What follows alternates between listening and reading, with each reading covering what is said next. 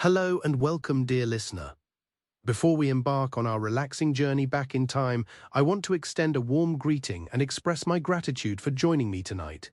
Whether you're just settling into bed, already drifting off to sleep, or simply seeking a moment of tranquility, I'm delighted that you've chosen to spend this time with me. As we delve into this exploration of history together, I'd love to learn a bit about you. If you're interested, please leave a comment sharing your location and the time of day or night it is for you. Are the stars visible where you are? Is the sun just beginning to rise over the horizon? Knowing that we're connected across time and space as we journey into the past makes this feel like an even more meaningful shared experience. If you find yourself enjoying this style of gentle, leisurely storytelling that seamlessly weaves together history and narrative, I invite you to subscribe so that you can easily drift off to more calming tales in the future.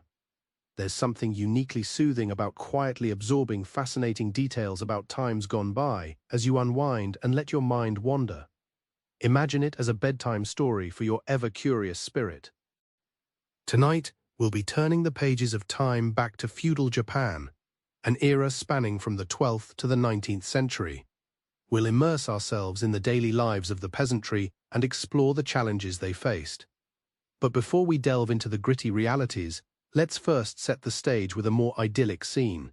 Picture, if you will, a small village nestled in a lush valley, surrounded by mist-covered mountains and whispering bamboo forests. Thatched roofs dot the landscape, sheltering humble homes with earthen walls and woven-to-the-ground mats. The air is filled with the gentle sounds of rural life, the distant ringing of a temple bell, the soft murmur of a stream, and the occasional mooing of an ox. Tender green shoots of rice sway in the terraces that line the foothills, lovingly tended by weathered hands.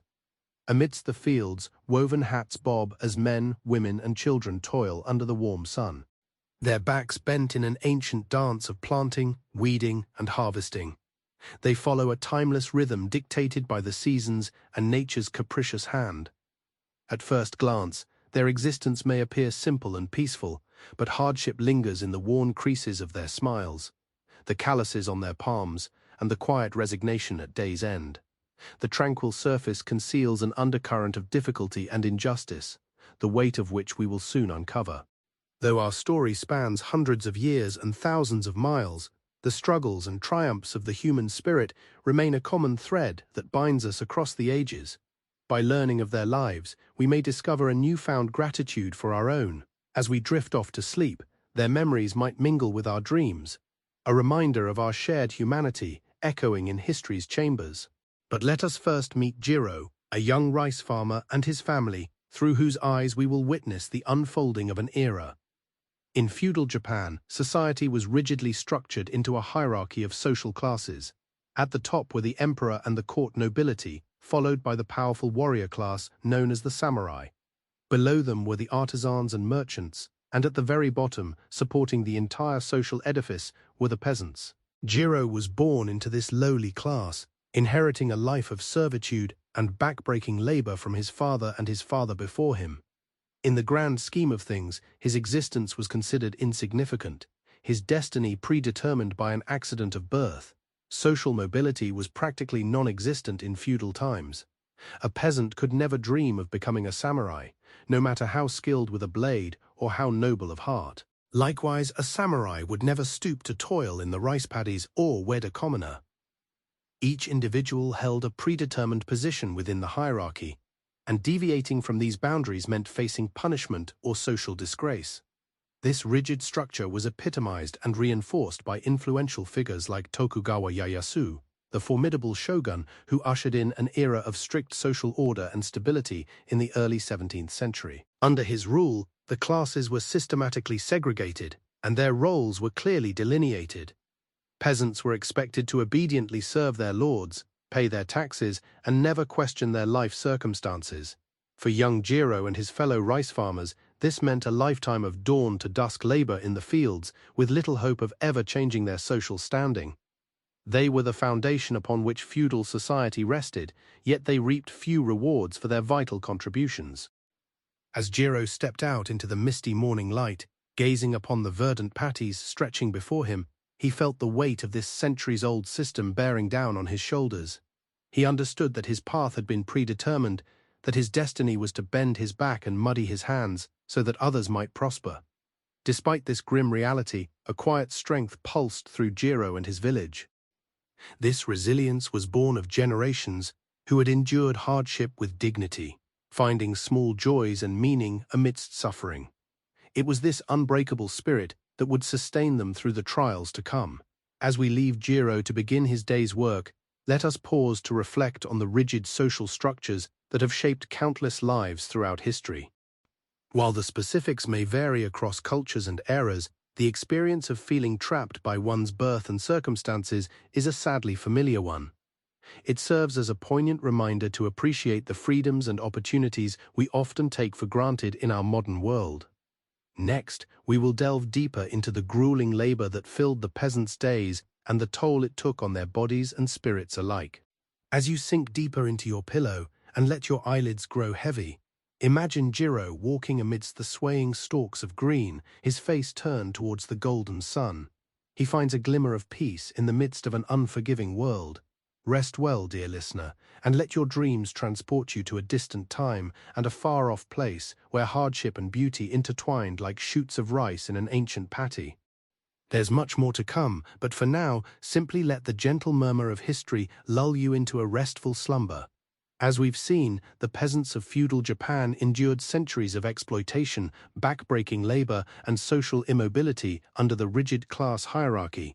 Yet, even in the face of such hardship, they managed to find small joys and meaning through their relationships with each other. Picture a humble peasant village at dusk after a long day of toil in the rice fields. The aroma of cooking fires wafts through the air as families gather in their small thatched huts to share a meager yet hard-earned meal. Children chase each other and play in the dirt streets, their laughter echoing off the worn walls. As darkness falls, the villagers come together in the flickering firelight. The elderly spin tales of bygone days and local legends, passing on wisdom and tradition to the next generation. Young couples still glance at each other, dreaming of building a life and family together against the odds. On special occasions, the village bursts into color and song for festivals honoring the gods and the changing of the seasons. Women clad in simple cotton kimono dance with graceful steps, while the men beat drums and pluck strings in jaunty rhythms. For a brief time, the hardships of daily life fade away, and the community bonds over shared faith and celebration. Even in the face of famine, natural disasters, and punishing taxes, these moments of simple joy and connection gave the peasants something to live for. The family and community bonds forged through shared hardships and simple joys formed the very foundation of their social fabric. Despite the centuries-long shackles of the feudal system that kept them in poverty, the villagers found strength in one another. On a cold winter's night, huddled together around the hearth, a father mended a fishing net while the mother patched old clothes. Grandparents bounced babies on their knees and sang soft lullabies. In these everyday rituals, the peasants found a sense of purpose, identity, and belonging. Of course, village life wasn't always idyllic. Neighbors squabbled over land boundaries, irrigation rights, and petty slights. Jealousies and resentments simmered beneath the surface, making the very closeness of village society sometimes suffocating. But in a world defined by scarcity and social stratification, the peasants clung fiercely to what little they had: their families, ancestral plots, and local traditions. The changing seasons dictated the rhythms of their lives, from planting and harvesting rice to the rituals surrounding birth, marriage, and death. Despite the scorching sun and relentless rain, the peasants drew quiet dignity and meaning from their labor on the land. With each seed sown and grain harvested, they played a vital role in the grand cycle of life, honoring their ancestors and providing for their children. As a young peasant boy learned to wield a scythe from his weathered grandfather, he absorbed more than just practical skills. He inherited a way of life, a set of values, and a sense of his place in the world. The pride in his grandfather's eyes as he mastered the tool spoke to something deeper, the passing down of an identity rooted in the soil. As we drift off to sleep, let us carry in our hearts the struggles and triumphs of these forgotten peasants. Across the centuries, their quiet courage and resilience in the face of adversity serve as a testament to the enduring human spirit. Though their names may fade into history, their stories endure in the land they cultivated and the enduring rhythms of village life that resonate to this day.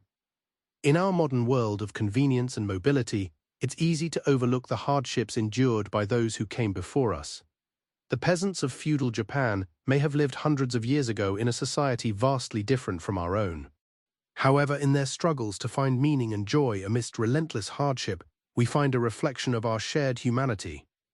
Let us honor their memory and draw inspiration from their quiet strength.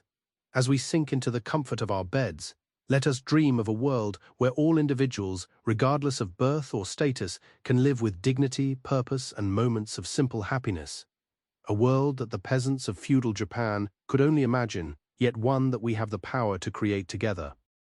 As we slip into the realm of unconsciousness, let the gentle rhythms of daily life in a bygone village lull us into a deep and peaceful slumber. The soft patter of rain on thatched roofs, the distant lowing of oxen in the fields, and the low murmur of mothers singing their children to sleep. Let these timeless sounds be a comforting lullaby from across the ages. In our dreams, perhaps, we will walk alongside the peasants in their muddy rice paddies and sit with them around the crackling hearth. We will share a meal with them, listen to their sorrows and hopes, and gain a deeper understanding of what it means to be human. For in the end, we are all peasants in the grand tapestry of history, struggles. As we contemplate the plight of the peasants, it's crucial to remember that the samurai themselves were not a monolithic group. Among their ranks were both cruel oppressors and more principled warriors who endeavored to uphold the ideals of Bushido, the way of the warrior. One such figure was Yamamoto Tsunetomo, a samurai who lived in the early 18th century. Born in the Saga domain on Kyushu Island, Yamamoto served as a retainer to the daimyo Nobushima Mitsushige. However, after his lord's death in 1700, Yamamoto was denied the honor of following him into death through the ritual suicide known as juni. This was due to the Tokugawa shogunate's recent ban on the practice, aimed at curbing the loss of able-bodied samurai. Denied this final honor, Yamamoto shaved his head and retired to a hermitage, adopting the name Yamamoto-ju. There, he devoted himself to contemplating Bushido and its true meaning in life and death. Over the next 7 years, he dictated his thoughts to a young scribe named Tashiro Turamoto. These collected aphorisms and anecdotes would later be compiled into a book titled the Hagakur, which translates to Hidden by the Leaves. While the Hagakur covered various aspects of a warrior's life, from battlefield tactics to clan politics, some of its most profound passages focused on the treatment of commoners. Yamamoto believed that a true samurai should demonstrate benevolence and mercy towards the peasants under their protection. In one anecdote, he praises a young lord who forgave the taxes of a village suffering from famine, saving countless lives. It is disheartening to consider that one lives in a world where a man dies of hunger before your eyes. Yamamoto emphasized the importance of using one's samurai power to save lives, stating, "If one possesses even a hint of samurai power, they should use it to save people's lives."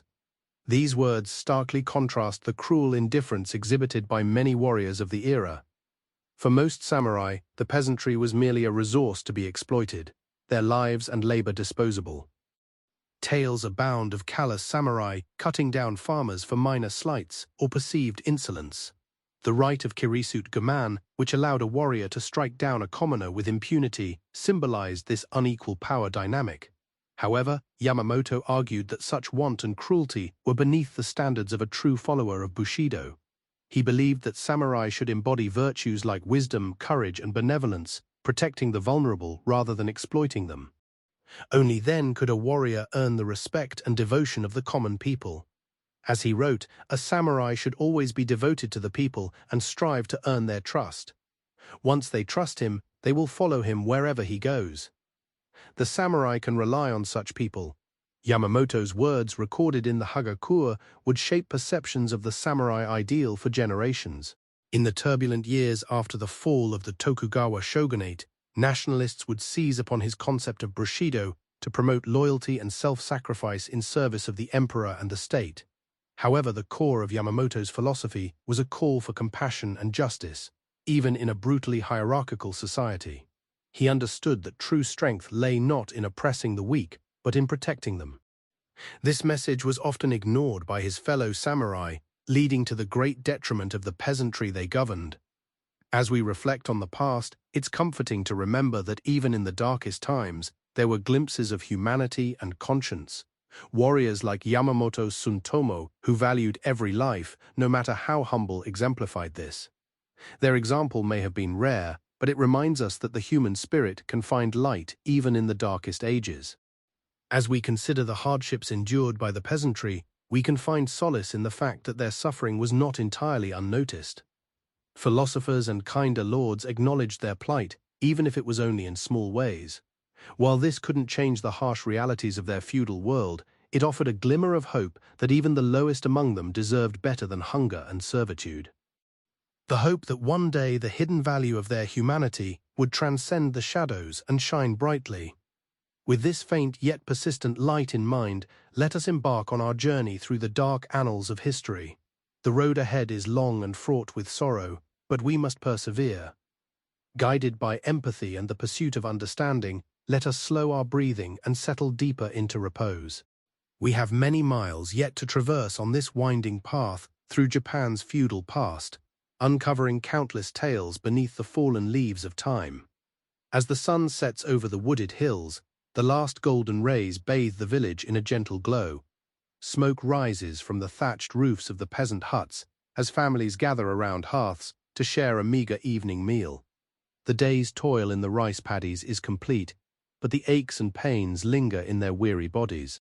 This is the daily rhythm of life for the peasants of feudal Japan, an existence defined by relentless labor, poverty, and subservience to their samurai overlords. In this rigidly structured society, a peasant's destiny was predetermined from birth. Born into the farming class meant being consigned to a life of servitude with virtually no chance of upward mobility.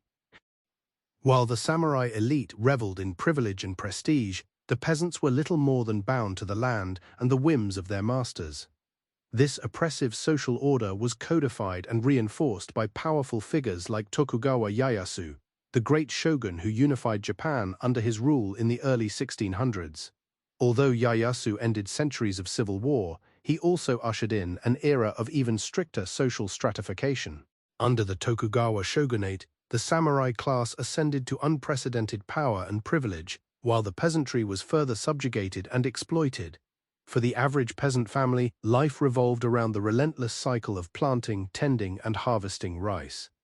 From dawn till dusk, men, women, and children toiled in the rice paddies, bent double as they planted seedlings or hand-harvested the ripe grain. This back-breaking labor, performed with primitive tools and brute strength, was a daily grind. There were no days off or breaks from the arduous work that sustained the ruling classes and kept the country running. The rhythm of village life was dictated by the seasons of the rice crop. In the spring, the paddies were flooded, and seedlings were carefully transplanted by hand. As the summer sun beat down, constant weeding and meticulous water management were required.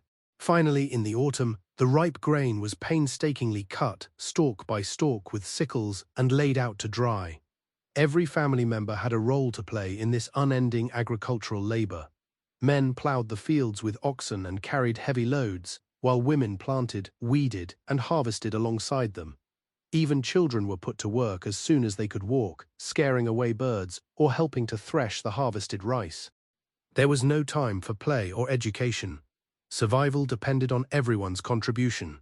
Despite all this hard work, peasant families reaped few rewards.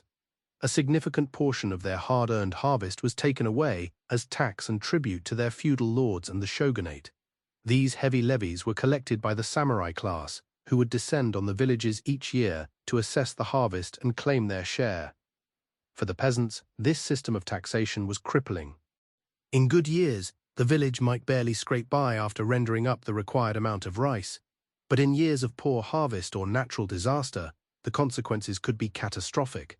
Unable to pay their taxes, peasant families could be evicted from their land or reduced to starvation. One poignant example of this cruel system was the story of Sakura Sagoro, a peasant leader from a village in what is now Chiba Prefecture. In 1653, after a series of poor harvests and heavy taxation, Sorrow and his fellow villagers faced the brink of starvation. Desperate, Sagoro traveled to Edo's capital to petition the shogun for tax relief. This extraordinary act of courage and defiance challenged the authority of his samurai overlords. Despite presenting his petition at the shogun's castle gates, his pleas were rejected, and he was arrested and executed for his impudence. His fellow villagers, who had accompanied him, were also punished and exiled. Sakura Sagoro's tragic story highlighted the hopelessness and injustice faced by Japan's feudal peasants, who were utterly at the mercy of the samurai class with almost unlimited power. The concept of kirisu jimen, which allowed a samurai to strike down a commoner for any perceived slight or disrespect, served as a chilling reminder of this power imbalance. Faced with such oppression and exploitation, peasant villages often teetered on the brink of survival. A bad harvest or natural disaster could spell ruin. Famines became increasingly common in the Tokugawa period as population growth outpaced agricultural production. In 1732, the Koho famine devastated the country after prolonged droughts and crop failures. Desperate peasants resorted to eating grass, tree bark, and even clay to survive. Countless villagers starved to death or abandoned their lands in search of food. Against this backdrop of grinding poverty, hunger, and mistreatment, peasant uprisings began to erupt across Japan. While armed revolt against the samurai was almost always doomed to bloody failure, the crushing weight of their suffering sometimes drove villagers to desperate acts of defiance.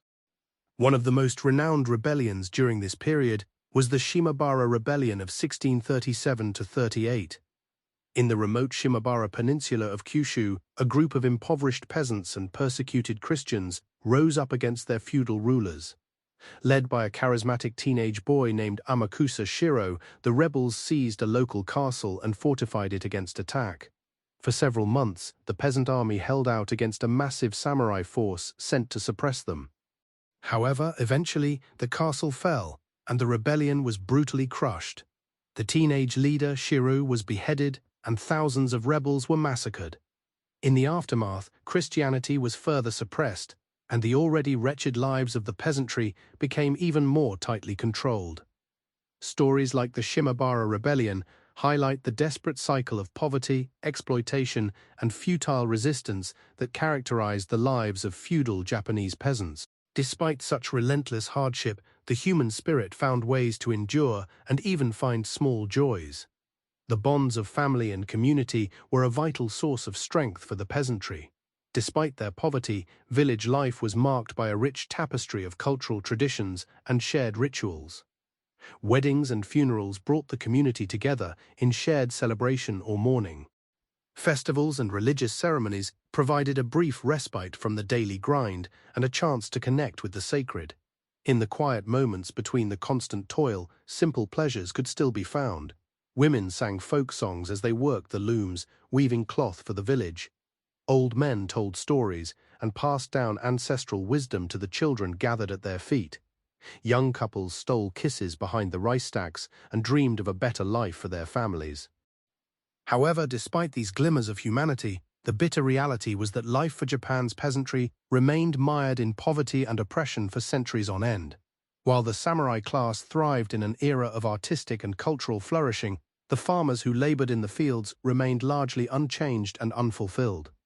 This feudal system, characterized by its rigid hierarchy and institutionalized inequality, endured for over 250 years until the Meiji Restoration of 1868 finally brought an end to the Tokugawa shogunate.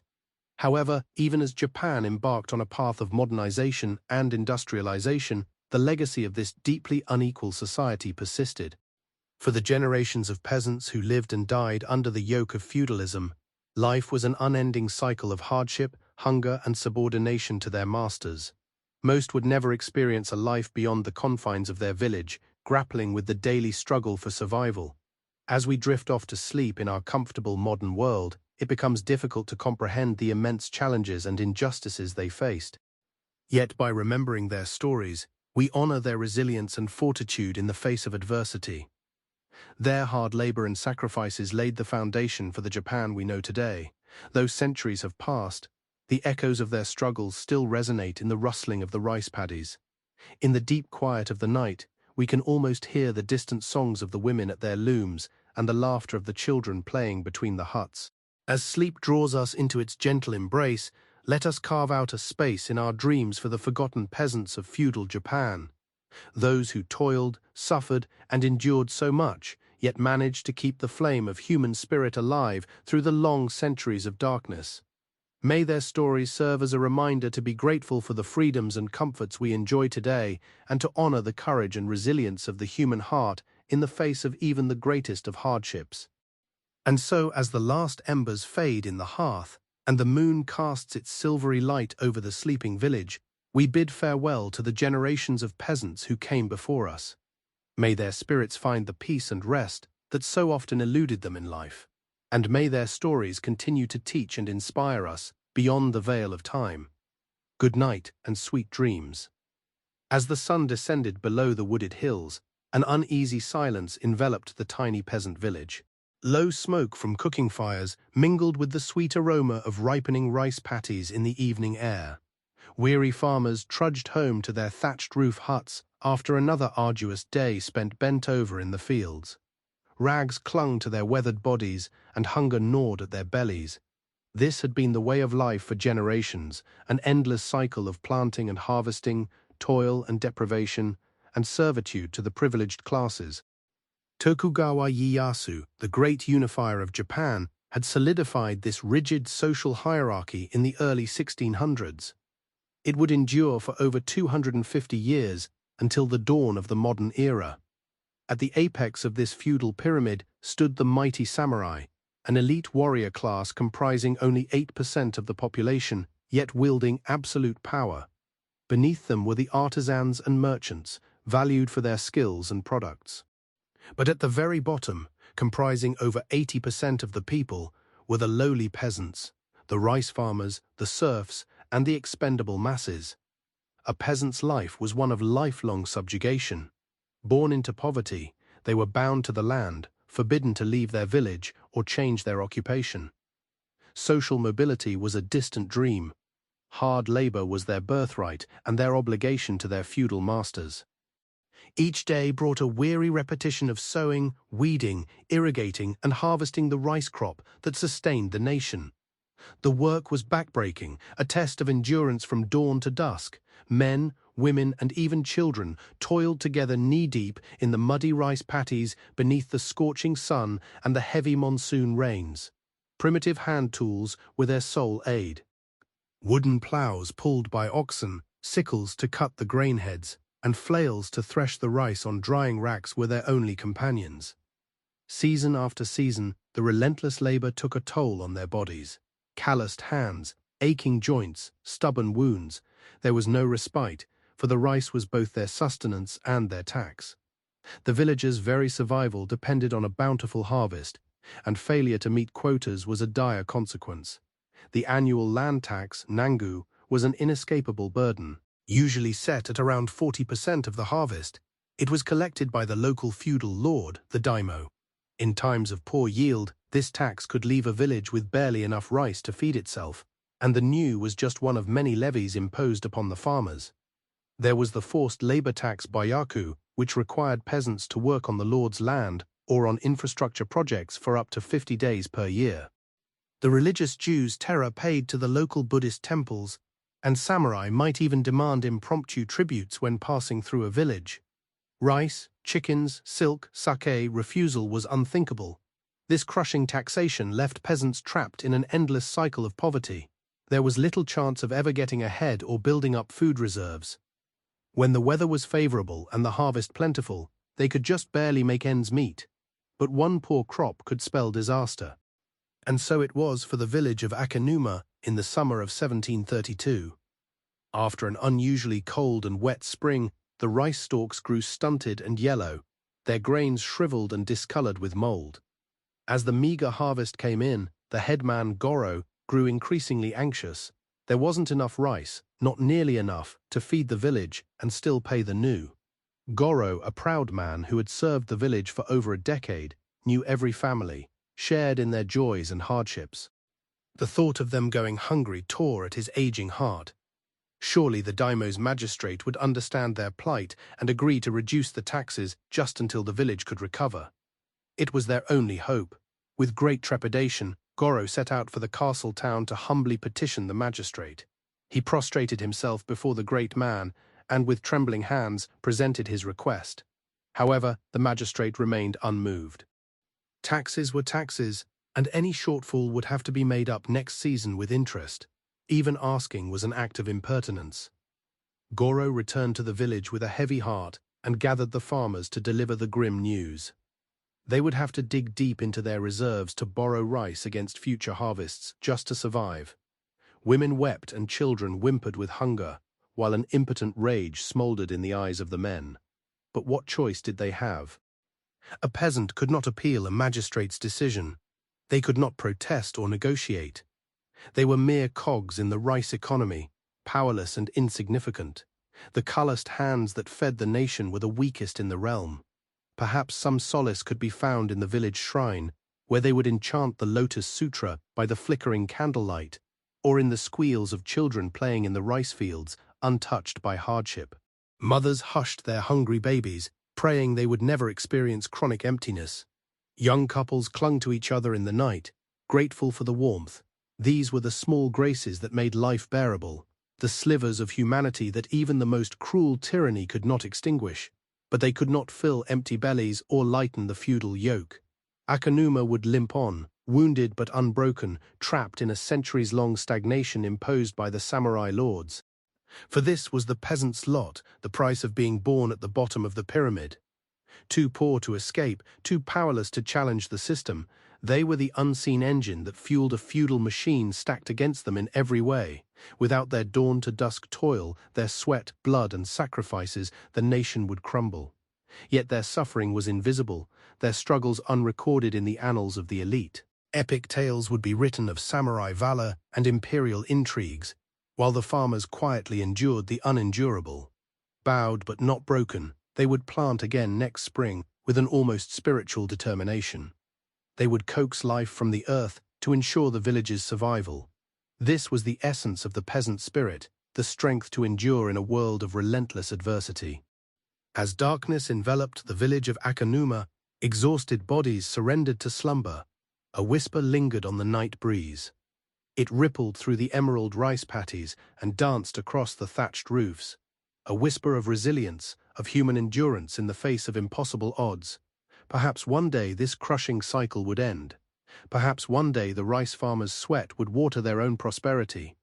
But until that distant dawn, they would abide with an innate, unshakable dignity. They would endure across generations and centuries. The beating heart of feudal Japan would carry on. Part 5. Famines and Natural Disasters. As if backbreaking labor and heavy taxation weren't enough, Japanese peasants also lived under the constant threat of famines and natural disasters. With little food stored up and few reserves, agrarian villages were precariously vulnerable to the whims of weather and the ravages of nature. Imagine the scene, a small thatched hut hamlet nestled in the mountains, its rice paddies stretching out in neat green terraces. The villagers toil from sunrise to sunset, tending their precious crops with care and devotion. Their very lives depend on the success of the harvest. But one summer, the rains fail to come. The skies remain ominously clear day after day, and the paddies begin to dry out. The rice stalks wither and droop, turning brittle and yellow under the merciless sun. Prayers are offered, rituals performed, but to no avail. With heavy hearts, the peasants watch their crops shrivel and their hopes for the future evaporate. As the drought drags on and meager supplies run low, an uneasy desperation takes hold. The children cry out with hunger, their normally vibrant eyes dull and listless. Parents sacrifice their own meals to nourish their young, but the elderly and infirm begin to succumb to starvation. Once joyful village life turns grim and subdued as the threat of starvation looms ever closer. Finally, the famine takes its terrible toll, leaving whole families wasting away and perishing together in their huts. The survivors are left shattered and reeling, facing the grim prospect of rebuilding their lives from the ashes. This scene played out all too often across feudal Japan as merciless cycles of drought and blight decimated crops and shattered agrarian communities. But the lack of rain was not the only threat faced by peasants. Japan's rugged islands are also prone to typhoons, floods, earthquakes, and tsunamis. When disaster struck, it showed little mercy for the meager dwellings of the poor. Imagine a different village, nestled along a misty river near the coast. Here, life revolves around fishing as much as farming, with peasant men hauling nets while women mend and weave. All is well until one fateful autumn day when dark storm clouds gather on the horizon. As the typhoon roars ashore, ripping tiles from roofs and sending peasants scrambling for shelter, the river swells and rises. Lashed by blinding sheets of rain, it leaps its banks and surges into the village, creating a churning wall of brown water. Amidst the chaos of whipping winds and pelting rain, panicked families try desperately to save their loved ones and salvage precious belongings. Mothers clutch wailing children, while the elderly are dragged to higher ground. But many are simply swept away by the raging current, plunging into watery oblivion. When the skies finally clear, the survivors emerge from the wreckage of their homes to an unrecognizable landscape. Rice paddies, painstakingly carved and tended, are now swamped and ruined. Fishing boats lie smashed and splintered on the shore, and ancestral huts have been reduced to sodden rubble. With so much lost and winter fast approaching, once industrious villages now face dire hunger and exposure. They have little choice but to try and rebuild, knowing they are utterly powerless against the forces of storm and sea. Such was the precarious plight of peasants in the face of nature's fury. Sadly, these localized disasters were compounded by larger climate trends that spelled tragedy for the lower classes. As Japan's population grew in later feudal times, and more marginal lands were cultivated to feed the masses, the specter of famine began to loom ever larger. With little resilience to absorb crop failures and few food reserves, peasants were perpetually perched on a precipice, deeply vulnerable to shifts in weather patterns. When temperatures dropped and harvests failed across wide regions in the 1780s, it set the stage for the devastating Tenmi famine, a catastrophe that would claim over 1 million lives. Being a peasant in feudal Japan meant living forever at the mercy of an unforgiving sky and a fickle earth. It entailed laboring to eke out sustenance from the very elements that could turn at any moment to unleash ruin. It's a bitter irony that those who toiled hardest to reap the abundance of the land were also the most vulnerable to its wrath. As we drift to sleep in an age of ample food and sturdy shelter, we might spare a thought for those who struggled and starved at the whim of a cloud or a tremor, forever bracing for the next disaster in a feudal world with little safety net. Part 6. Peasant Uprisings and Unrest.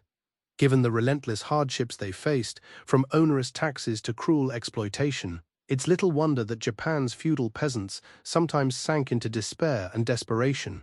But even the downtrodden can only endure so much before they reach a breaking point. At times, when injustice and suffering grew too great to bear, some brave peasants dare to defy their masters and rise up in open revolt. Consider the tragic tale of Sakura Sagoro to understand the depths of peasant misery and the perilous risks of rebellion. In the mid-600s, Sagoro, the headman of a small village in what is now Chiba Prefecture, faced severe hardships due to heavy rains and flooding.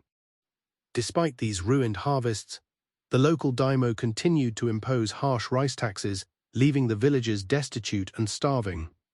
Moved by their plight and unable to bear witnessing their suffering, Sagoro made the courageous yet fateful decision to appeal directly to the shogun for assistance. In 1652, he traveled all the way to the capital of Edato, presenting the villagers' dire circumstances in a petition. However, approaching the shogun was a grave breach of protocol, punishable by death. Despite the risk, Sagoro proceeded out of love and duty to his village. Unfortunately, his courageous plea was cruelly rejected. Not only was he executed for his impudence, but his wife, children, and even grandchildren were also executed as a warning against peasant disobedience. Tragically, his entire family perished for daring to question their circumstances. Despite this horror, the embers of peasant defiance remained undimmed. The decades that followed saw increasing desperation among villagers due to mistreatment and starvation. Some fled the land, becoming outlaws, while others banded together to attack and rob the estates of the wealthy. However, the most dramatic expression of peasant anguish emerged in the form of outright armed uprisings. Although these revolts were ruthlessly suppressed, they continued to erupt with shocking regularity across the later feudal period as conditions deteriorated. The 1637th Shima Rebellion stands as a prime example of this explosive unrest on the Shimarara Peninsula. A toxic combination of religious persecution of Christians, harsh taxation, and cruel treatment by samurai lords finally drove long-suffering peasants to rebel. Along with masterless Ronin samurai, they took up swords, spears, and even farming tools, rising up against their overlords in open defiance. For months, these desperate rebels fought bravely against the armies of the shogun, even seizing and fortifying a castle. However, in the end, the woefully outmatched peasants and their allies were surrounded, besieged, and ruthlessly annihilated. After a long and bloody struggle, the Shimabara castle fell, resulting in the massacre of approximately 37,000 rebels, men and women alike.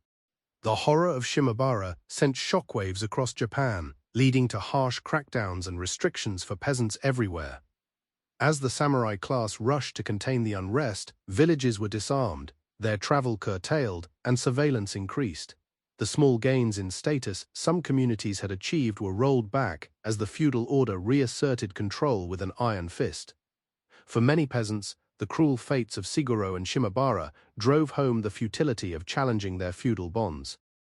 Faced with the military might and utter ruthlessness of the samurai, armed resistance seemed to lead only to tragedy and suffering, even worse than what they already endured.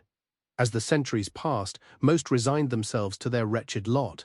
However, even still, the injustice burned and resentment smoldered in the hearts of the downtrodden. As Japan entered an era of growing economic strain in the 18th and 19th centuries, with famines and crises multiplying, more and more villages would be pushed to the brink. And so, the cycle of unrest would repeat itself, with protests and petitions, outbreaks of violence and robbery, desperate uprisings and bloody suppressions. It was a grim dance that would continue until the very twilight of the feudal era, an endless loop of anguish unresolved. Though each revolt was ultimately crushed, they still echo through history as a haunting reminder of the immense hardship and cruelty endured by feudal peasants for centuries. Imagine the pain and despair that would drive humble villagers to rise up against seemingly insurmountable odds, laying down their lives for the slimmest chance at justice. As we sink into the comfort of our beds tonight, in a world where political protest is a protected right, let us spare a thought for those brave souls of centuries past, the peasant rebels of feudal Japan.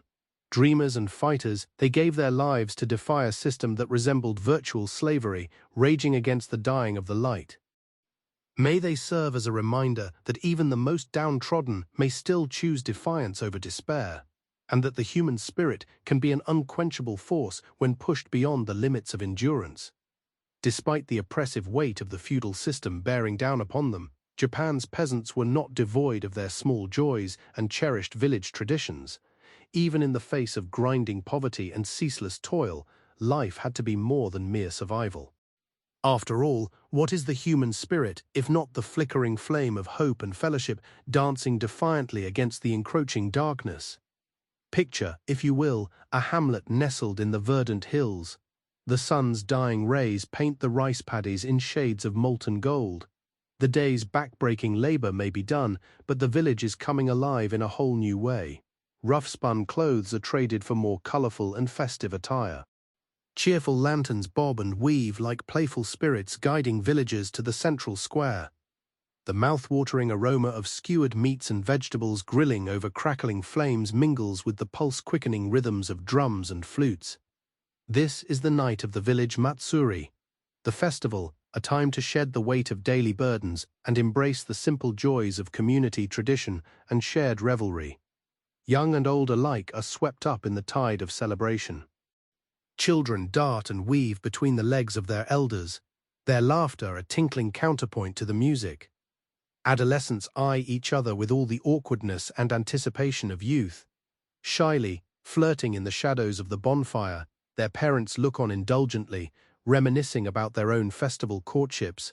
As they slip into the familiar, comfortable patterns of long friendship with their peers, bonds of family and community are affirmed and strengthened on such nights. Hardships faced together foster a sense of kinship and solidarity that sees the villages through their darkest days. A marriage is arranged between the eldest son of the village headman and the miller's daughter, sealing the promise of the next generation. Two men who recently bickered over a property line now stand with arms slung around each other's shoulders, their quarrel forgotten in the warming glow of good sake. An aging grandmother, wreathed in smiles, cuddles a newborn grandchild to her bosom and croons a lullaby, the same one her own grandmother once sang to her. These moments of brightness and bonding arm the villagers with renewed strength, purpose, and identity, before they must take up the yoke of feudal obligations once more. The festivals provide a vital pressure valve, a way for the collective tension and despair to be released before it builds to the breaking point. They serve as a reminder that they are more than mere beasts of burden.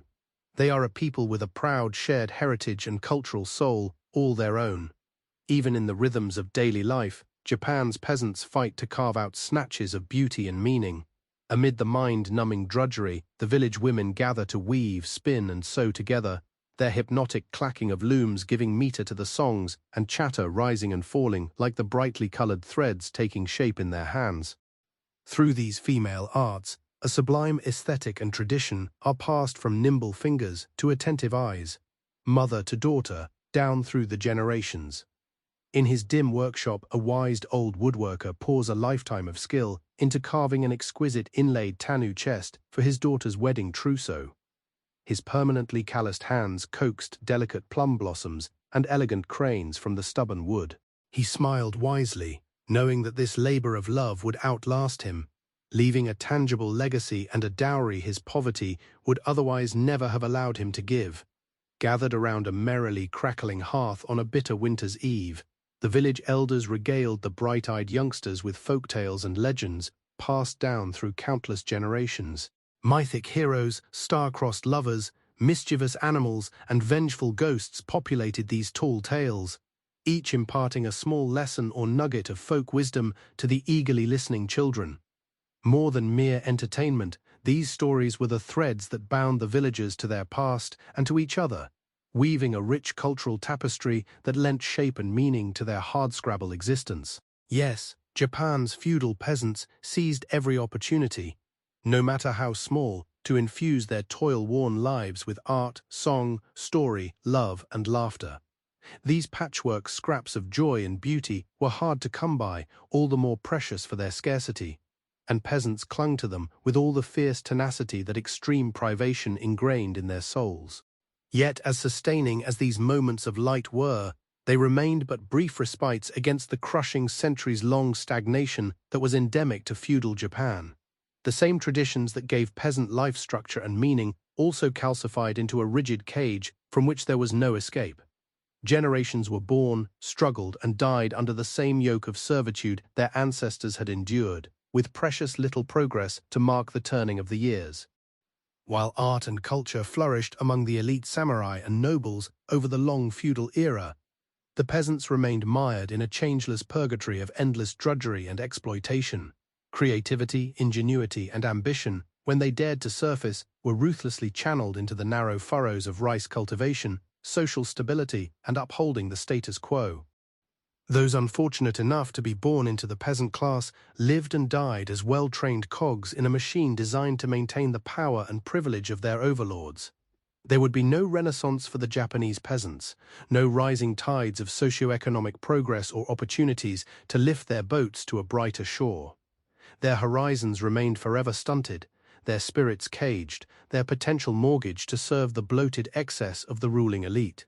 The flames of their innate human brilliance and vitality were banked to a mere flicker, constrained to casting what little warmth and illumination they could into the hovels and huts of their unchanging ancestral villages.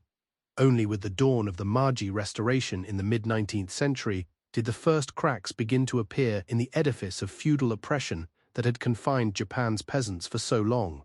However, even then, deeply entrenched social hierarchies and attitudes were slow to crumble. The shackles of an inherited underclass were not easily thrown off after so many generations of conditioning. A new Japan was emerging into the modern world, but the long-suffering souls who had toiled for centuries under the boot of feudalism would be among the last to see the light. And so we return to the peasant village as the moon rises and the festival fires burn low to embers. The lanterns wink out one by one, and the weary revelers return to their humble homes to rest for a few scant hours before a new day of toil dawns. Yet they carry the glow of the celebration in their hearts, a talisman against the hardships to come. In whispered prayers and in fitful dreams, their ancestors call to them down the long winding path of history, urging them to endure, persist, and carry the flame of their people forward however they can. There's a certain poetic quality to this image of the slumbering peasant seizing a few precious moments of respite between the daily struggles for survival. Although we may be separated from their world by vast chasms of time and progress, there's still something profoundly recognizable and relatable in their fundamental humanity. Their unwavering resilience in the face of adversity, their determination to carve out meaning and beauty in a life of such constraints, and their ability to find small joys even amidst hardship. As we drift off into dreams ourselves, cocooned in the realized promises of modern comfort and stability that they could scarcely imagine, perhaps we should carry a bit of their strength with us. We should recognize in their struggles some echo of the universal human condition and draw inspiration from their endurance and even their ability to find joy. While the peasants of feudal Japan may be centuries gone, their spirit lives on, whispering to us from the mists of history. What stories will we add to theirs? What light will we bring to our chapter of the human tale? In our softly lit, climate-controlled rooms, these are questions to ponder as we slip into the waiting embrace of sleep. The struggles and triumphs of our ancestors have granted us the privilege of that restful reverie. May we use it wisely. As the sun dips below the wooded hills, casting long shadows across the rice paddies, the peasants of the village gather their tools and embark on the long walk back to their thatched roof huts. Their backs ache from hours spent, bent over in the fields, their hands rough and calloused from gripping the primitive farming implements. Even the children, some as young as 5 or 6, bear the marks of labor on their small hands and feet. Life in feudal Japan was not easy for anyone, but for the peasants, it was an existence defined by unending toil, constant hunger, and the ever-present fear of samurai swords. They were born into this life of servitude, with no hope of ever rising above their station. The social hierarchy in feudal Japan was rigid and unyielding, a fact that was reinforced by the great military leaders and samurai who jealously guarded their power and privilege. One such leader was Tokugawa Ieyasu, the founder of the Tokugawa shogunate that would rule Japan for over 250 years. Born into a minor samurai family, Ieyasu rose to become one of the most powerful men in the country through a combination of military prowess, political maneuvering, and sheer ruthlessness. He solidified his control by implementing a strict class system that placed the samurai at the top and the peasants at the bottom, with no chance of upward mobility. Under Ieyasu's rule, the lives of peasants were tightly controlled and regulated. They were forbidden from leaving their villages without permission, and their activities were closely monitored by the samurai class. Any sign of disobedience or rebellion was met with swift and brutal punishment, often in the form of public executions or the destruction of entire villages. Despite this oppression, the peasants of feudal Japan found ways to carve out a life for themselves. They developed their own culture and traditions centered around the rhythms of the agricultural seasons and the bonds of family and community. In the evenings after work, they would gather around the hearth to share stories and songs, finding solace in the simple pleasures of good company and a warm fire. As the night grew dark and the stars emerged over the sleeping village, we can imagine the dreams of those long-ago peasants, dreams of a life free from hunger and fear, of a world where their children might know something more than endless labor and privation. They could not have known then that their struggles would one day be remembered and honored, that their stories would be told and retold down through the centuries. In the quiet moments before sleep, perhaps they found solace in the knowledge that they were not alone, a part of a long and unbroken chain of humanity stretching back through time. The lives of peasants in feudal Japan were defined by the demanding physical labor of rice farming, a task that consumed their days from dawn until dusk. The work was backbreaking and relentless, requiring endless hours of planting, weeding, and harvesting, using only the most basic tools. The rice paddies, marvels of ingenuity and hard work, were carved out of the hilly terrain by generations of peasant farmers. They were irrigated by intricate systems of canals and bamboo pipes designed to bring water from mountain streams down to the thirsty fields. The planting of rice seedlings was a delicate and time-consuming process, with each tiny shoot carefully placed into the muddy soil by hand. As the rice plants grew tall and green under the summer sun, the peasants worked tirelessly to keep them healthy and free from pests. They would wade through the flooded paddies, their legs sinking deep into the muck, pulling weeds and chasing away birds that threatened to devour the ripening grain. It was a never-ending battle against the forces of nature, demanding constant vigilance and back-breaking labor. Despite all their efforts, the peasants of feudal Japan reaped few rewards. The rice they grew was not theirs to keep, but was instead handed over to the feudal lords as tax and tribute. The daimyo, the great lords who ruled over the provinces, demanded a significant portion of each village's harvest, leaving the peasants with barely enough to survive on. The story of one such village, a small settlement nestled in the mountains of Honshu, illustrates the hardships faced by peasants across the land. It was a poor village, even by the standards of the time, with little arable land and few resources to draw upon. The villagers, struggling to make ends meet, relied on rice cultivation and foraging for wild plants in the forests. However, a devastating combination of drought and blight struck the village one year, crippling the rice crop and threatening starvation. They implored their feudal lord for mercy, requesting a reduction in the rice tax to ensure their family's survival. Despite their pleas, the daimyo remained unmoved, demanding his full share of the meager harvest. Faced with the grim prospect of watching their children starve, the villagers made a desperate decision to conceal a portion of the rice, hoping to keep it for themselves. However, their secret was betrayed by one of their own, a man seeking favor with the Lord by revealing the villagers' plan. The punishment was swift and brutal, with the village reduced to ashes and its inhabitants left to fend for themselves in the wild. This tragic tale echoed across feudal Japan, serving as a grim reminder of the unyielding cruelty of the feudal system and the precarious existence of the peasantry. Despite their tireless efforts and sacrifices, the peasants were ultimately at the mercy of their feudal masters, with little hope of escaping the cycle of poverty and oppression. Yet, even in the darkest of times, the peasants of Japan found ways to resist and rebel against their oppressors. One of the most renowned examples of peasant defiance was the story of Sakura Sagoro, a village headman who courageously challenged the cruel practices of his samurai overlords. Like many other villages, Sagoro's community grappled with the oppressive burden of taxation and the relentless demands of the local daimyo. The peasants were compelled to relinquish an increasingly significant portion of their harvest, leaving them with barely enough to sustain their families. Recognizing the dire situation, Sagoro, a respected leader within the village, resolved to take action. He gathered a group of fellow peasants and embarked on a perilous journey to the capital city of Ado, now known as modern-day Tokyo. Their objective was to present a petition to the shogun himself. This was a risky endeavor, as peasants were strictly prohibited from directly addressing the highest levels of government. However, Sagoro was resolute in his determination to seek justice for his people. Upon arriving in Urdo, Soro and his companions managed to secure an audience with the shogun's officials.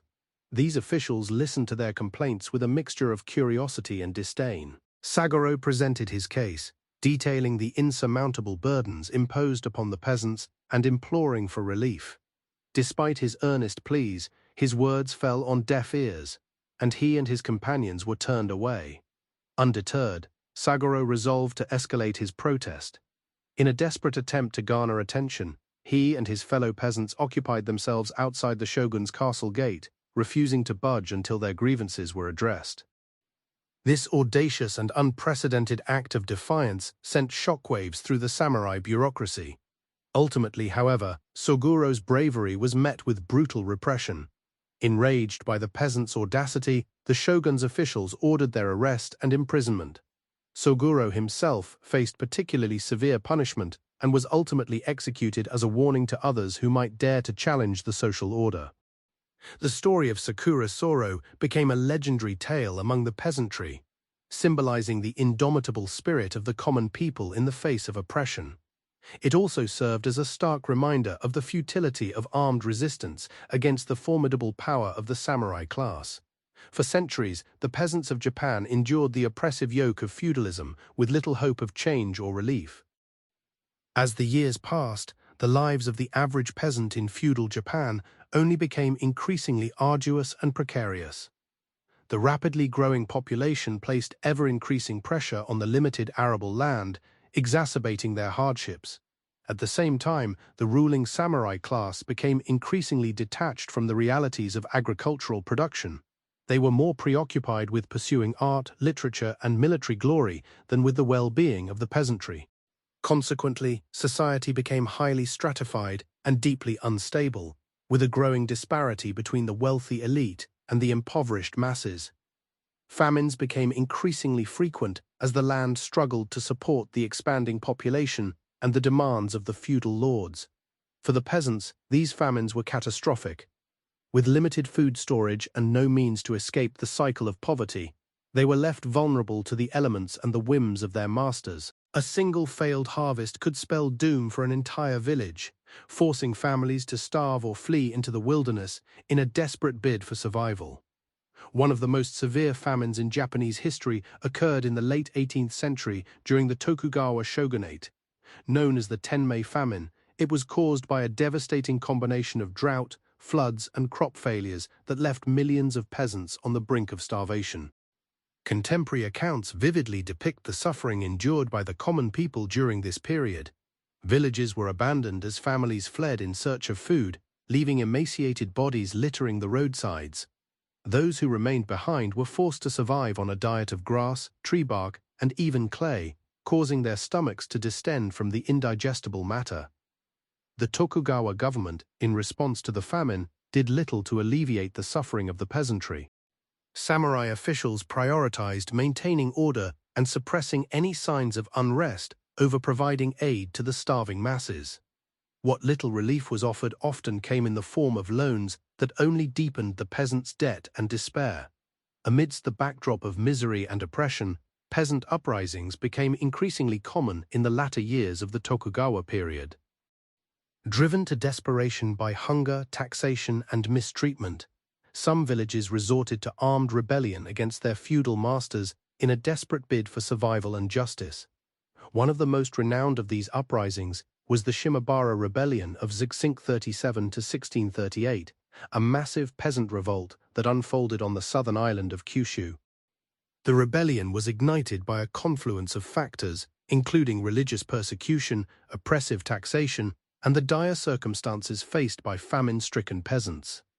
Led by a charismatic Christian Ronin named Amakusa Shiro, the rebels seized control of Hara Castle and declared their independence from the samurai authorities. For months, they endured a formidable siege by the shogunate's armies, their ranks swelling with thousands of peasants from the surrounding countryside. Ultimately, however, the rebellion was ruthlessly suppressed by the superior military might of the samurai. The castle was stormed, and the rebels were massacred, their leaders crucified, and their families subjected to slavery. This tragic conclusion underscored the futility of armed resistance against the entrenched power of the feudal system. Despite such overwhelming odds, the peasants of feudal Japan demonstrated remarkable resilience and found ways to resist and endure. They cultivated their own distinct culture and traditions centered around the rhythms of the agricultural year and the bonds of village life in the challenging farming villages of the countryside. Life was a constant struggle against the elements and the demands of the feudal lords. Yet it was also a life rich in simple pleasures and small joys. These moments of respite from the relentless cycle of toil and privation provided a sense of solace.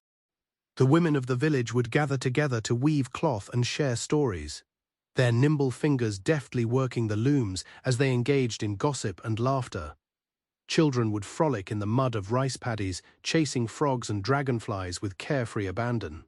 In the evenings, elders gathered around the hearth to share tales of the past and impart wisdom for the future, passing down the village's oral traditions from one generation to the next. These moments of joy and connection were precious and fleeting, Yet they served as a testament to the resilience and humanity of the peasantry in the face of unimaginable hardship. They were a testament to the enduring spirit of a people who refused to be broken by the cruelties of the feudal system, finding ways to carve out a life of meaning and purpose even in the darkest of times. However, despite their resilience and strength, the peasants of feudal Japan were ultimately trapped in a system designed to keep them in their place, extracting their labor and loyalty while offering little in return. For centuries, the country remained mired in economic and social stagnation, with little progress or development for the vast majority of its people. While the samurai elite pursued the refinements of art, literature, and military prowess, the peasantry remained largely unchanged, their lives dictated by the demands of rice cultivation and the whims of their feudal masters. Innovations and advancements were largely confined to urban centers and the privileged classes, leaving the countryside to languish in poverty and neglect. It was not until the arrival of the Meiji Restoration in the late 19th century that Japan began to emerge from its feudal past and embark on a path of modernization and reform. The old social order was swept away, and a new era of industrial development and political change began to take hold. However, for the peasants of the old feudal system, the scars of centuries of oppression and hardship would linger long after the samurai had faded into history. Their stories and struggles would become an integral part of Japanese culture. As we drift off to sleep, our thoughts may wander back to the long-ago peasants who toiled in the rice paddies under the scorching sun or huddled around a flickering hearth on a frigid winter's night. We may feel a profound connection to their struggles and joys, recognizing the shared humanity that binds us across the ages. In their stories, we find echoes of our own lives and struggles, reminding us of the resilience and dignity of the human spirit in the face of adversity. And in the quiet moments before sleep, we find solace in the knowledge that we are part of a long and unbroken chain of history, stretching back through the centuries to the rice fields and villages of feudal Japan. While these peasants may have endured unimaginable hardship and suffering, they also knew moments of joy and connection, of love and laughter in the face of all odds. Their stories and struggles serve as a testament to the enduring power of the human spirit, a reminder that even in the darkest of winters, the invincible summer can flourish. Let us drift off to sleep with gratitude for the comfort and security of our own lives and a sense of kinship with all those who have come before us, laboring and loving and dreaming under the same eternal sky. Let us envision a world where all people can live lives of dignity and purpose, free from oppression and the burden of want. And let us awaken in the morning with renewed determination to build that world, honoring the struggles and sacrifices of those who came before us by working towards a future of justice and compassion for all. For in the end, that is the only way to truly honor the memory of the peasants of feudal Japan and all those who have toiled and suffered throughout human history. So good night and sweet dreams as we rest in the knowledge that we are part of a story that is still being written. A story of hope and resilience amidst the challenges and hardships of life. May we draw strength and inspiration from those who came before us and use that strength to build a better world for future generations. Continuing the narrative, even in the most difficult circumstances, moments of beauty and meaning can still flourish like resilient wildflowers. Village life was a tapestry woven from threads of hardship and delicate fibers of community, tradition, and shared joys. Imagine a crisp autumn evening, the rice harvest is finally complete, and the village buzzes with preparations for the festival of Ninamei. Colorful banners flutter between the humble huts, and the savory aroma of roasting chestnuts fills the air. Children dash about, their laughter a harmonious counterpoint to the rhythmic pounding of mochi rice cakes. Amidst the lively atmosphere, an elderly grandmother sits serenely, a gentle smile on her weathered face as she observes the antics of her boisterous grandchildren. To them she is a living link to the past, a keeper of the village's stories and legends. They gather around her, eager faces turned up like blossoms to the sun as she begins to spin a tale of the mischievous kitsune fox spirits said to dwell in the woods beyond the rice paddies. For a few precious hours, the specter of hunger and toil fades into the background, replaced by the warmth of laughter, the glow of lanterns, and a profound sense of belonging to something greater than oneself. It serves as a poignant reminder that even the most downtrodden spirit yearns for meaning and connection. However, as the festival fires burn down to embers and the villagers drift off to sleep, the same old challenges await them with the dawn of a new day. The fundamental injustices and oppressions of the feudal system remain as steadfast as the mountains on the horizon. Generations of peasants would be born, live, and die under this unyielding status quo, their lives playing out like so many verses in a mournful folk song. While art, culture, and politics evolved in the rarefied world of the samurai and nobility, the lot of the average rice farmer remained largely unchanged. An inheritance of unremitting labor and scarcity was handed down from father to son, mother to daughter. It's a sobering thought to contemplate, lying here in the dark, our modern minds struggling to bridge the gulf of centuries. How many nameless souls toiled under the tyranny of this feudal hierarchy? Their suffering lost to history like tears in the rain. How many dreams were crushed under the weight of oppression? How many voices silenced by the implacable hand of fate? Yet, even in the face of such unrelenting adversity, the human spirit endured. In the love between parent and child, in the bonds of community and tradition, in the simple joys of a good harvest or a well-told tale, the peasants of feudal Japan found the strength to carry on, to imbue their harsh lives with slivers of meaning and grace. Their resilience is a testament to the indomitable nature of the human spirit, an ember that refuses to be snuffed out, no matter how dark the night. As we drift off to sleep, our minds filled with the echoes of their stories, perhaps we can draw some small measure of courage from their example. For in the end, the peasants of feudal Japan were more than just voiceless cogs in the gears of history. They were fathers and mothers, sons and daughters, lovers and dreamers. They lived and struggled and found moments of joy in a world that was far too often defined by pain. And in doing so, they left a legacy of resilience and quiet dignity that still resonates down through the ages. So let us honor their memory, even as we count our blessings in this modern age. And let us never forget the hard lessons of their lives, that hope can endure even in the darkest times, and that the human spirit, though often tested, is ultimately unbreakable. As we surrender ourselves to the embrace of sleep, let us carry their stories with us into our dreams, a reminder of our progress and the work that remains. The tale of the peasants of feudal Japan is not just a dusty footnote in history. It is a living testament to the enduring power of the human heart, and a challenge to us all to build a world where such suffering is a distant memory. Small joys and simple pleasures were a precious respite from the toil and struggle of peasant life.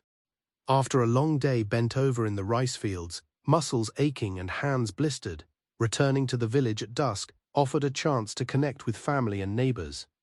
Gathering around a hearth fire, sipping wheat tea, and sharing a meager meal of rice and vegetables, families found comfort in each other's company and took a moment to rest before an early bedtime. Children too young to work would play humble games with pebbles, sticks, and rags, laughing and chasing each other through the dirt lanes between thatched huts. Their voices and pattering feet brought a sparkle of levity and life to the weary atmosphere. Elderly grandparents, too frail for fieldwork, would sit outside in the fading light, smoking pipes and sharing stories of the past. They spoke of ancestors, lean years long ago, and village legends, fantastic tales of mischievous fox spirits and mountain goblins that made the young ones gasp and giggle. These oral traditions passed the time, and also passed down a sense of identity and belonging rooted in this rustic place. Most peasant villages held several festivals throughout the year, often linked to the agricultural calendar and Shinto or Buddhist faith. Village Matsuri, a far cry from the extravagant celebrations of city festivals, with their vibrant processions and diverse food stalls, offered a refreshing respite from the daily grind. Women would craft and dye simple cotton decorations to adorn their homes and the modest wooden shrine. Children would gather wildflowers to make offerings at the altar, seeking blessings for favorable weather and bountiful harvests. Drummers and flutists, though not always skilled, would lift spirits with traditional tunes. Even the most basic special foods, such as mochi rice cakes, a simmering vegetable stew, or a carefully rationed jug of sake, were shared among all. For a few joyous hours, worries were forgotten, and a sense of camaraderie and connection flourished. Neighbors who had previously squabbled over a boundary marker would now share a cup and a laugh together. Young people, in particular, eagerly anticipated festival time as an opportunity to socialize and perhaps even find a future partner. With marriage typically arranged by families in the peasant class, Matsuri provided a rare chance for young men and women to interact more casually, strolling and conversing together as they admired the modest festivities. A shy smile, a shared embrace, hands brushing as they circled the shrine, such small moments gave rise to grand dreams of domestic happiness in the future, when youthful toil would give way to the next generation of village life. Of course, these festivals were merely occasional breaks in the long, arduous journey that defined peasant life, but they were nonetheless crucial, something to look forward to. Memories of joy and belonging would sustain the spirit through the harsher times. After all, in feudal Japan, if you were unfortunate enough to be born a peasant, harsh times were never far away. Century after century, the fundamental pattern of rural life remained largely unchanged, an endless cycle of planting and reaping, sweating and surviving, with little hope of anything more. While peasants endured a grueling existence from sunrise to sundown, the upper echelons of society lived a vastly different life. In grand castle towns like Edeto and Osaka, samurai lords and ladies indulged in refined arts and leisure in their opulent homes. Tea ceremonies, flower arranging, poetry, composition, and other refined pastimes filled their hours. Merchants prospered from the profits of trade and conspicuous consumption, while artists and performers found lucrative patronage among the wealthy and discerning. However, for the rice growers, life remained unchanged. New shoguns rose and fell.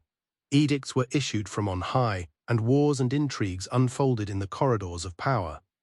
Yet peasants continued to toil the soil, feeding the nation as their ancestors had for generations. A poor harvest or a harsh overseer could spell disaster for a village. While the political machinations of those above rarely improved daily life, it is not entirely accurate to say that agricultural methods and techniques remained stagnant throughout the long feudal era. Farmers gradually developed better tools, irrigation systems, fertilizers, and seed varieties, which improved yields to some extent. Nevertheless, the fundamental dynamics of rural society, rigid hierarchy, heavy taxation, and subsistence living, remained intact, keeping peasants firmly at the bottom of the social structure. It was not until the mid-9th century that the ancient system began to crumble and shift. With Japan's opening to Western trade and influence, the influx of new technologies and ideas, and the growing demand for social reform, the Tokugawa shogunate finally succumbed. The new Meiji government embarked on a rapid transformation of Japan's institutions and economy. Land reform, agricultural modernization, transportation, and education provided many peasants with opportunities that their ancestors could scarcely have imagined. Though rural poverty persisted, some left the fields entirely, seeking employment in the burgeoning factories and industries in urban areas. Others faced the grim reality of their sons being drafted into military service as Japan expanded its fighting forces. The world of the feudal peasant, characterized by backbreaking labor, deprivation, and exploitation, was gradually fading into history. However, for centuries before this dawn, generations of villagers lived and died by the sweat of their brows, bound to the unforgiving land as surely as the bundled sheaf of rice they carried on their backs. Their lives were dictated by duty and necessity, offering few comforts and even fewer choices. As we drift off to sleep this night, bellies full and in climate-controlled comfort, we might spare a thought for those who came before, toiling under the scorching sun and fitful rains, laying the very foundations of the nation, field by flooded field. Perhaps in our dreams we catch a glimpse of their world, the rough homespun of their clothes, the ache in their bones, the scent of rice straw and wood smoke. We witness weathered hands planting seedlings with an unwavering patience. We hear the gentle hum of a well wheel and the laughter of long-gone children. We feel the unbreakable bonds of family and village that provided warmth amidst the harsh realities of feudalism. And as these visions of the past blur and soften, we can truly appreciate how far we have come from those fields and the small joys that were once found there. As the sun dipped below the wooded hills, Wisps of smoke curled up from the thatched roofs of the village huts. Peasants, their faces weathered and backs bent from years of toil, slowly trudged home from the rice paddies to share meager evening meals with their families.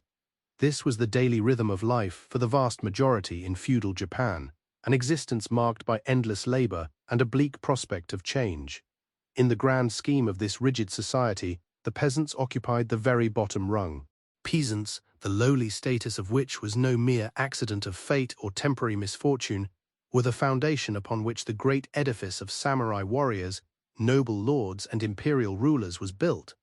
This meticulously designed and ruthlessly enforced social order ensured that the warriors ruled and the peasants toiled, never the two meeting. At the pinnacle of this hierarchy stood formidable figures like Tokugawa Ieyasu, the great shogun who unified Japan under his iron-fisted rule in the early 1600s. Ieyasu codified the class system into immutable law, decreeing that the warriors would rule, the peasants would toil, and never the two would meet. Under his reign and those of his successors, class mobility became virtually impossible. Peasants lived and died as peasants, with no hope of ever rising above their station. This inescapable reality endured for generations, perpetuating a crushing cycle of poverty and servitude. From the moment they were old enough to walk, peasant children joined their parents in the fields, their small hands gripping primitive tools as they learned the back-breaking trade that would define their lives. Season after season, from the first blush of spring through the searing heat of summer and into the biting cold of winter, peasants labored from dawn until dusk to coax rice from the unyielding earth. Knee-deep in muddy patties, they planted, tended, and harvested, their bodies permanently stooped and calloused from the ceaseless toil. An old saying held that a farmer's sweat must drip onto the soil before he dared to partake of its produce. Yet despite their relentless effort, the fruits of their labor were not theirs to freely enjoy.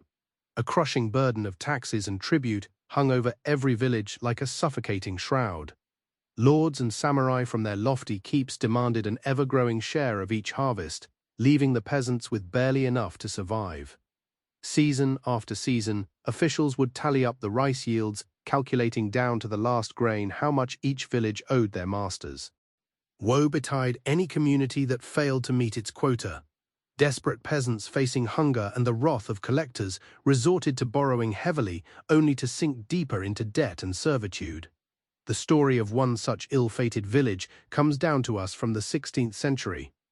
After a series of poor harvests left them unable to pay their exorbitant taxes, the villagers faced a fateful choice: who among them would sell themselves into bondage to make up the shortfall?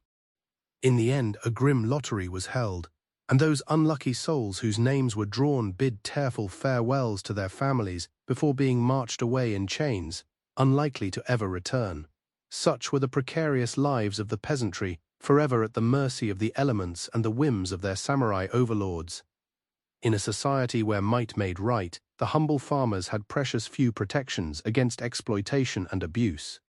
The warriors, for their part, viewed the commoners as little more than cattle to be used and discarded at will. A particularly cruel practice known as kiri-suta gome gave samurai free rein to strike down any peasant who displeased them without fear of consequences. Farmers who failed to bow quickly enough or who did not yield the road to an approaching samurai could be cut down on the spot, their lives snuffed out in an instant of arbitrary violence. Even those peasants who diligently obeyed their masters could not escape the spectre of mistreatment. The tragic tale of Sakura Sagoro, a village headman from Edato, illustrates the callous injustice of the feudal order. In the early 1600s, after a series of poor harvests and heavy taxation had left his village on the brink of starvation, Sagoro journeyed to the capital to plead for relief directly with the shogun. In a desperate gambit, he hid himself under a bridge the lord was due to cross, hoping to catch his attention. However, Sagoro's pleas for mercy went unheard. For his audacity in approaching the shogun without permission, Soro and his entire family were arrested and brutally executed as troublemakers. This chilling warning served as a stark reminder to the peasants of Edo that any who dared to challenge the feudal hierarchy faced dire consequences. Despite the cruelty of their masters, the greatest threats to the peasants' precarious existence often came not from the sword, but from the sky. In a society perpetually teetering on the brink of famine, the whims of weather and pestilence could spell the difference between life and death for entire villages. With little food stored and fields vulnerable to the elements, a single ill-timed storm or drought could devastate a community's crops, plunging them into starvation. Desperate farmers resorted to hunting for roots and bark, or even eating grass in a futile attempt to stave off the gnawing hunger. Some even sold their children into servitude to secure a few more morsels of food. As the decades passed and the population grew, such famines became grimly commonplace. In the 1780s, a catastrophic eruption of Mount Asama blanketed farmlands in ash and triggered a killing frost, leading to widespread crop failures across the country. Countless peasants were left to starve, and mass graves overflowed with the bodies of the dead as survivors scavenged for any meager sustenance they could find. Against this backdrop of unrelenting misery and injustice, it is no surprise that the peasants occasionally rose up in desperate, doomed revolts. Driven past the point of endurance by hunger, abuse, and grinding poverty, farmers banded together to vent their fury against the samurai elite. One of the most renowned of these uprisings was the Shimabara Rebellion of 1637. On the western island of Kyushu, a group of overtaxed and mistreated peasants, many of whom secretly practiced the banned Christian faith, took up arms against their lords. Led by a charismatic youth named Amakusa Shiro, the rebels seized an abandoned castle and held off samurai armies for months. However, as with most peasant revolts, the Shimabara Rebellion ultimately met its demise. After a brutal siege, the castle fell and the rebels were annihilated. Thousands were massacred, their bodies left to rot as a grim warning to others. In the end, little changed for the long-suffering farmers of Shimabara and elsewhere. The relentless cycle of exploitation and misery continued, grinding on as it had for centuries. Yet even in such bleak circumstances, the human spirit endured. In the face of unimaginable hardship, Japan's peasants managed to find small moments of joy and meaning. The bonds of family and community became a powerful force against despair, providing farmers with a sense of belonging and shared purpose. In the evenings after a day's labor, villagers would gather around the hearths in their modest huts to share their meager food. Mothers would softly sing as they mended clothes or wove baskets, while fathers regaled their children with well-worn tales of heroes and spirits. During the fleeting festivals that marked the changing seasons, the drudgery of daily life would momentarily lift. Villagers would don their finest clothes and come together to feast, dance, and express gratitude for their blessings. For a few precious days, the specter of hunger and toil would fade into the background, replaced by laughter, music, and revelry. However, these moments of reprieve were all too brief. For the peasants of feudal Japan, life remained an unrelenting struggle for survival against overwhelming odds. Generations would live and die without ever experiencing a world beyond the narrow confines of their village and the ceaseless demands of their feudal masters. As Japan's samurai elite grew wealthier and more refined, dedicating their energies to art, literature, and the tea ceremony, life for the lowly peasantry remained trapped in medieval stagnation. While the lords indulged in exquisite delicacies in their opulent castles, farmers struggled to make ends meet from the unforgiving earth. This state of affairs persisted for centuries, solidifying into a rigid and seemingly eternal order. It must have been unimaginable for most peasants to envision a world where their children or grandchildren could lead different lives, free from the tyranny of their overlords and the capricious whims of nature. Yet change would eventually come, albeit far too late for the countless generations who endured the yoke of feudalism. Only with the advent of the Meiji era in the late 1800s, when Japan opened its doors to the wider world and embarked on a rapid course of modernization, would the lives of the common people begin to improve significantly. The journey from feudal servitude to modern citizenship would be arduous and fraught with upheaval and dislocation. However, gradually and steadily, the descendants of the peasants would rise from the mud, seizing the opportunities presented by education, industrialization, and social reform. As we drift off to sleep tonight in our comfortable beds, with full bellies and worries far removed from the relentless hardships of feudal life, we might spare a thought for those long-gone farmers. Through their back-breaking labor and unimaginable suffering, They laid the humble foundations upon which Japan's modern prosperity would eventually be built. In their resilience and quiet dignity in the face of adversity, we may glimpse the very best of the human spirit. Although their names are lost to history and their individual struggles forgotten, the peasants of feudal Japan serve as a reminder of the extraordinary capacity of ordinary people to endure and, against all odds, leave a better world for the generations that follow. Let us honor their memory, even as we express gratitude for the immense progress and privilege we enjoy today. As we drift into the comforting embrace of sleep, let us envision a world where no one endures the suffering they endured, where everyone lives with dignity, security, and hope for a brighter future. As the sun descended over the village, casting elongated shadows across the rice paddies, the peasants made their way back to their modest thatched roof homes. Their hands, calloused and backs aching from hours of labor in the fields, gathered together for a simple evening meal of rice gruel and pickled vegetables. The air was filled with the enticing aroma of cooking fires and the soft murmur of conversation as families huddled together, finding solace in each other's company after another arduous day. For these peasants, life was an unending cycle of backbreaking labor, heavy taxation, and the constant threat of samurai exploitation.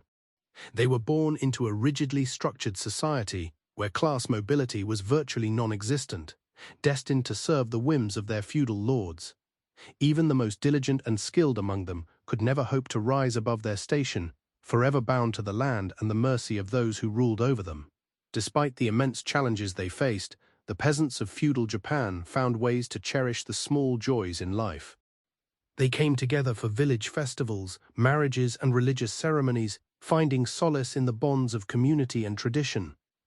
In the evenings, women would gather to weave and sing, their voices rising in haunting melodies that spoke of love, loss, and the resilience of the human spirit. Old-timers would regale children with tales of generations past, passing down the wisdom and folklore that had sustained their people through countless hardships. One such figure, who embodied the indomitable spirit of the peasantry, was a humble farmer named Taka. Born into a life of poverty and toil, Taka had known nothing but the relentless demands of the rice fields since childhood.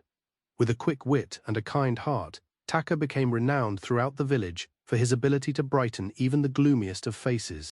However, when a devastating typhoon struck the region, destroying crops and leaving many families destitute, Taka's efforts to help his neighbors rebuild were met with limited success. Despite his best efforts, Taka and his fellow peasants continued to suffer under the oppressive rule of the samurai class. The warrior elite, exemplified by figures like the ruthless warlord Hideki, viewed the peasantry as mere cattle to be exploited and abused at will. Under the brutal practice of kiri-suit gomen, samurai were granted the authority to strike down any commoner who dared to offend them, leaving the peasants in constant fear for their lives. As the years passed and the population grew, the precarious situation for the peasants only worsened. Famines became increasingly common as the land struggled to support the ever-increasing number of mouths to feed. In times of desperation, some villages resorted to rebellion, rising up in bloody uprisings like the ill-fated Shimabara Rebellion. However, these revolts were always brutally suppressed by the samurai, who saw any challenge to their authority as a threat to be mercilessly crushed. Consequently, for centuries, the peasants of feudal Japan endured a life of unrelenting hardship and stagnation. While the elite samurai class indulged in the refinements of art, culture, and politics, the vast majority of the population remained trapped in a never-ending cycle of poverty and servitude.